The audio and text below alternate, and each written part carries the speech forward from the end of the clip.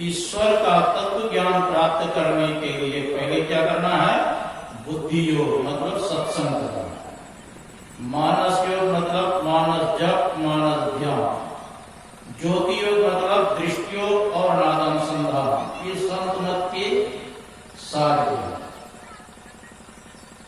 तो कहते हैं जगत प्रसव करता है ईश्वर को अगर प्रत्यक्ष करना चाहते हैं तो पहले क्या करना पड़ेगा? सत्संग करना पड़ेगा। इसलिए वेद में आया है सत्संग तब से जिन्होंने अपने आप को नहीं तपाया उसको ब्रह्म की प्राप्ति नहीं हो सकती। अगर ब्रह्म का साक्षात्कार करना चाहते हैं, ईश्वर का साक्षात्कार करना चाहते हैं तो सत्संग तब से अपने आप को तपाना पड़ेगा। जीवन मुक्त ब्रह्म पर चरित सुनई तनि ध्यान, जे हरि कथा न करहि रति तिनके हिया वासना। जीवन मुक्त महापुरुष भी समाधि को छोड़ करके सत्संग से प्रेम करते हैं। का जिनको सत्संग से प्रेम नहीं है उनका हृदय कैसा है? पाषाण अर्थात पत्थर कैसा। तो अपने हृदय को पत्थर नहीं बनाना चाहिए। भगवान शंकर कहते हैं गिरजा संत समागम समन लाभ कछुआन, अब बिनु हरि कृपा वही सो गावे वेद पुराण। हे गिरजा संतों के समागम के समान दूसरा लाभ नहीं है। ऐसा कौन कहते हैं?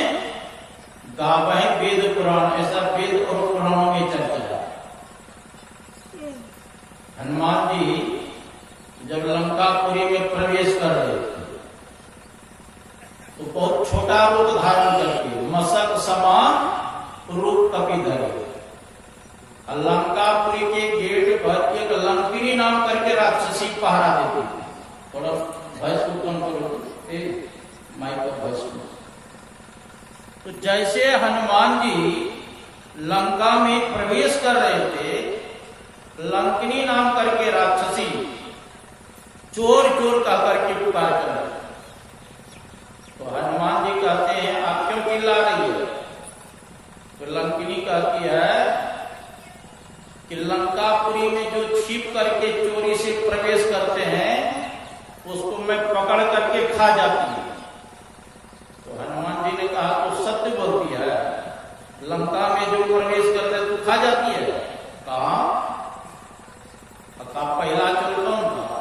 लंका में जो प्रवेश किया, सीता जी को चोरी करके रावण प्रवेश किया लंकापुरी में, तो चोर हुआ कि नहीं रावण? तो रावण को पकड़ के क्यों नहीं तू खाई? इसका मतलब है कि तू झूठ बोल रही है।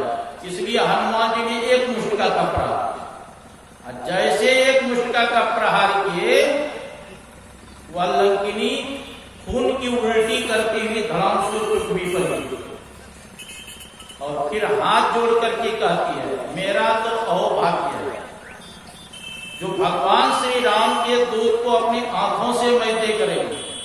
क्योंकि ब्रह्मा जी ने हमको वरदान दिया था कि कपि के मुष्टिका के प्रहार से जब तू व्याकुल हो जाएगी तो समझ लेना निशाचरों का अंत हो जाएगा।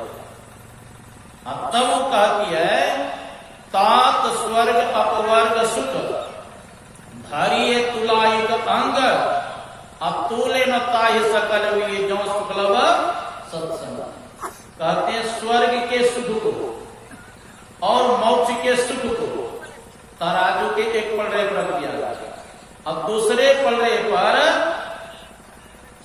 सत्संग के पुण्य को दूसरे पलड़े पर रख दिया जाता। तो सत्संग का पलड़ा ही नीचे रहेगा, जो वजनदार वो ही नीचे जाएगा। तो देखो एक राक्षसी को पता है कि सत्संग का कितना महत्व है, हाँ, लेकिन ग्राम वाले को सबको पता है, ग्रामवासी को, कि कितना महत्व सत्संग का है। एक क्षण भी अगर सत्संग कर ले तो जीव का परम कल्याण हो जाता है। शंकराचार्य महाराज कहते हैं सत्संगत्वे निसंगत्वम निसंगत्वे निर्मोहत्वम निर्मोहत्वे निश्चलितत्वम निश्चलितत्वे जीवन मुक्ति। सत्संगति से हो जाता नर विषयों से निसंग, फिर भी मोह रहित हो जाता हो सर्वत्र संग। मोह विगत होते ही होता मन निश्चलता युक्त, निश्चलता आती ही हो जाता जीवन मुक्त। चैतन्य महाप्रभु अब वल्लभाचार्य में भेंट हुई तो चैतन्य महाप्रभु कहते हैं वल्लभाचार्य महाराज से कुछ कहा जाए। जैसे हम लोग कभी सत्संगी बैठते हैं नहीं कहते कुछ आपस में अध्यात्म चर्चा चले, तो वल्लभाचार्य महाराज कहते हैं गाय के सींग पर राई के दाना जितना देर ठहर सकता है उतना देर भी अगर मानव सत्संग कर ले तो परम कल्याण हो जाएगा। अब उनके पास में जो शिष्य थे उसी के मारे नाचने लगे, हम लोग तो घंटों सत्संग करते हैं तो परम कल्याण हो जाएगा। कहीं क्योंकि गाय के सींग पर राई के दाना रखने का देर है, गिरने में देर लगेगा। इतना अल्प समय कम समय मानव सत्संग करे तो कहते परम कल्याण हो जाएगा। चैतन्य महाप्रभु ने कहा मेरा भी थोड़ा सुन लो, गाय के सींग पर राई के दाना जितना देर ठहर सकता है उतना देर के लिए भी अगर मानव सत्संग से वंचित हो जाता है तो उसके मन में विषय घुस जाता है। इसीलिए गुरु महाराज कहते सत्संग नित्यारो ध्यान नित रही करत संलग्न हो पे विचार चोरी नशा झूठ तजना चाहिए। सत्संग नित्य करो और ध्यान नित्य करो और पंच पापों से बचो, तब परम कल्याण होगा। गुरु महाराज कहते हैं नित्य प्रति सत्संग कर ले प्यारा, तेरा कार्य सरे सारा। सारे कार्य को निर्णय करके धर चेतन धारा, धर चेतन धारा पिंड के पारा दसम द्वारे का। ज्योति जग जावे अति सुख पावे सत सहारे का। लख बिंदु नाद कहा त्रय बंद दे के सुनो सुनो में ही ब्रह्मनाद का धरो सहारा आपंतर में। तो दो प्रकार के सत्संग करना चाहिए। गुरु महाराज कहते हैं धर्म कथा बाहर सत्संग अंतर सत्संग ज्ञान अभंगा। ये जो बैठे हैं हम लोग सत्संग बाह्य सत्संग है और आंख बंद करके जो मानस जाप मानस ध्यान दृष्टियों नद अनुसंधान करते हैं इसको कहते हैं आंतरिक सत्संग। कहते दोनों प्रकार के सत्संग करो तब तुम्हारा परम होगा। सत्संग का बहुत महत्व है। भगवान कृष्ण कहते हैं भागवत में सत्संग के माध्यम से बहुतों ने मेरे परम पद को प्राप्त किया। का महाराज किसने किया? का बहवो मत पदम प्राप्ता स्पष्टा कया दवा दया वृष परवा निर्वाणों में चाकर विभीषण का एक दो रहे तो नाम गिनाओ। बहवो मत पदम प्राप्ता बहुतों ने मेरे परम पद को प्राप्त किया। एक त्वष्टा ऋषि थे जिसने हवन कुंड में चरु डाल करके वित्रासुर को पैदा किया था इंद्र को मारने के लिए। का वो त्वष्टा ऋषि ने सत्संग के माध्यम से मुझको प्राप्त किया। कयाधु के पुत्र प्रहलाद ने सत्संग के माध्यम से मुझको प्राप्त किया और प्रहलाद के पुत्र हुए विरोचन के पुत्र हुए राजा बलि और राजा बलि के पुत्र हुए बानासुर का। ये सब सत्संग के माध्यम से मुझको प्राप्त। सत्संगे न देते या तू धना मृगा खगा गंधर्वाप्सरा नागा सिद्धचारण गुह्यका। कहते सत्संगी नो देते और दैत्य वंश में थे ना प्रहलाद का, उनका उद्धार हो गया सत्संग के माध्यम से। या तो धान जो राक्षस थे का वो सब का भी सत्संग के माध्यम से उद्धार हो गया। और विभीषण कौन थे? रावण के वंश में थे ना। सत्संग के माध्यम से का विभीषण का कल्याण हो गया और विभीषण जी को संत की उपाधि दी गई। किसने दिया? जब रावण को पता चला कि भगवान श्री राम बंदर भालू के साथ पहुंच गए हैं समुद्र किनारे, सारे मंत्रियों को बुलाया और कहा क्या करना चाहिए। और जितने मंत्री थे सब ठाकुर स्वाति बोले। कहा आपने देवता को गंधर्व को यक्ष को सबको जीत लिया तो मानव और बंदर में क्या रखा है? आपका आदेश होगा सबको मैं खा करके समाप्त कर दूंगा। उसी समय विभीषण जी आए, कहा भाई साहब आपको ये सब कोई उचित सलाह नहीं देगा, अगर हमसे सम्मति मांगते हैं तो मैं आपको यही सलाह दूंगा कि मां सीता को वापस कर दीजिए और भगवान श्री राम का भजन कीजिए, उनके शरण में जाइए तो तुम्हारा कल्याण होगा। रावण ने कहा खाता है मेरा गुण गाता है तपस्वी का, ऐसा कहा करके रावण ने एक चरण का प्रहार किया। तो विभीषण जी ने कहा आप बड़े भाई हैं पिता के तुल्य, हमारे तुमको दुख नहीं है, लेकिन भगवान का भजन करेंगे इसी में आपका परम कल्याण होगा। इसी पर भगवान शंकर ने कहा तुमा संत की यही बड़ाई, करत मंद जो करई भला। हे उमा, संतों का इसी में बड़प्पन है कि दुष्ट लोग उनको सताते हैं लेकिन चाहते हैं इनका भी कल्याण हो जाए, है ना, इनका भी कल्याण हो जाए। तो विभीषण जी को संत के ऊपर, और देखो जी जब संत मिल जाए तो समझ लेना कि भगवंत भी मिलेंगे। ईश्वर की कृपा होता है तब संत का दर्शन होता है, और संत का दर्शन हो जाए तब तो भगवंत का भी दर्शन हो जाए।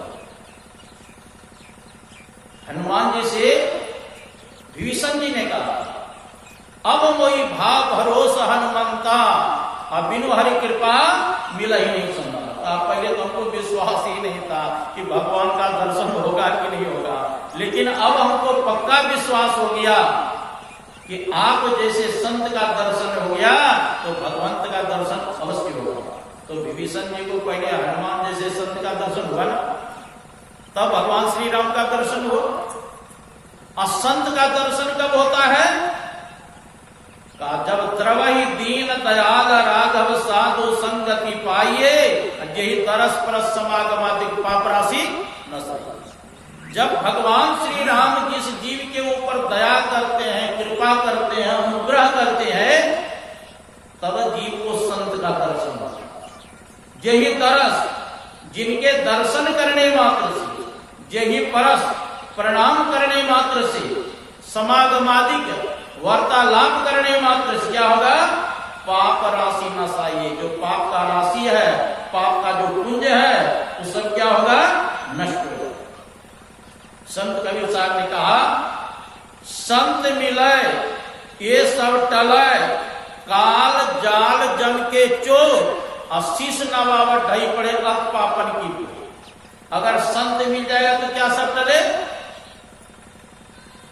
संत मिले ये सब टले। पहले काल कहते हैं समय, कहते हैं महाराज अभी समय बहुत गड़बड़ा है, कोरोना का समय है, थोड़ा सा भिड़ता है ना, उसमें रोक घुस जाता है, और सही समय पे इलाज नहीं हो तो राम नाम सत्य हो जाता है।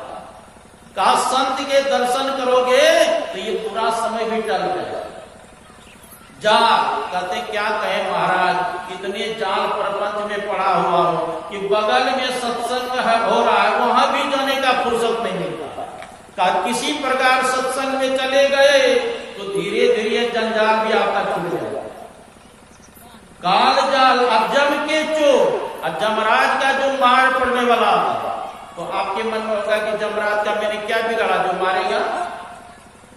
तो पलटू दास जी महाराज हुए अयोध्या, उन्होंने कहा नहीं मुख राम गाओगे आगे दुख बड़ा पाओगे। दुख करना वाला छोटा दुख है, बहुत बड़ा दुख है। बड़ा दुख क्या है? आवागमन सम दुख दूजा है नहीं जग में कोई, इसके निवारण के लिए प्रभु भक्ति करना है। बार बार जन्मना और मरना यही सबसे बड़ा दुख है। हाँ?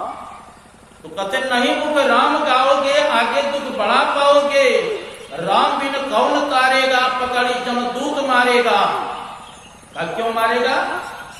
इसलिए मारेगा, कहेगा कि भदया टोला में सत्संग हो रहा था, अब तूने जाके 1 घंटा सुना सत्संग, सुना तब तो कह देंगे हाँ सुना, और नहीं सुना तो जब राज पिटाई करेंगे। कबहू सत्संग न किन्हा भूखे को ना ही कछु दिन्हा, मयाओ मोह में झूले कुटुंब परिवार लकी फूले। पूछे धर्मराज जब भाई वचन मुख नाही कही आई, पलटू दास लकी रोया सुगर्तन पाई के भया। पलटू दास जी महाराज का कितना सुंदर तुमको शरीर मिला था, सत्संग करने के लिए, ध्यान करने के लिए, भजन करने के लिए, परोपकार करने के लिए, लेकिन तूने कुछ नहीं किया, इसीलिए जमराज पिटाई करे।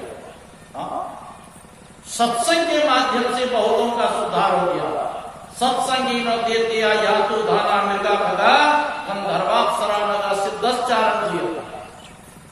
विद्याधरा मनुष्येषु वैश्यासु त्राष्ट्रवन्तजः, रजस्तमः प्रकृति तस्मिन् तस्मिन् युगे नगः। सुग्रीवो हनुमान दीक्षो गजो क्रुद्धो बनिकपतः, व्याधक उपजा प्रजे गोपीयक पत्न्यस्था। कितने का नाम लिया? चाहे ब्राह्मण हो, क्षत्रिय हो, वैश्य हो, शूद्र हो, ये तेज हो, जो भी महापुरुषों की संगति में गया उसका परम कल्याण होगा। और कहा उद्धव एक युग की बात नहीं, चाहे सतयुग हो, त्रेता युग हो, द्वापर हो या कलयुग हो, जिस युग में महापुरुषों की संगति किया उसका परम कल्याण होगा। इसलिए हम लोगों को सत्संग करना चाहिए, तो हम लोगों का कल्याण होगा। ये आप लोगों से पुरस्कार हुई श्री सद्गुरु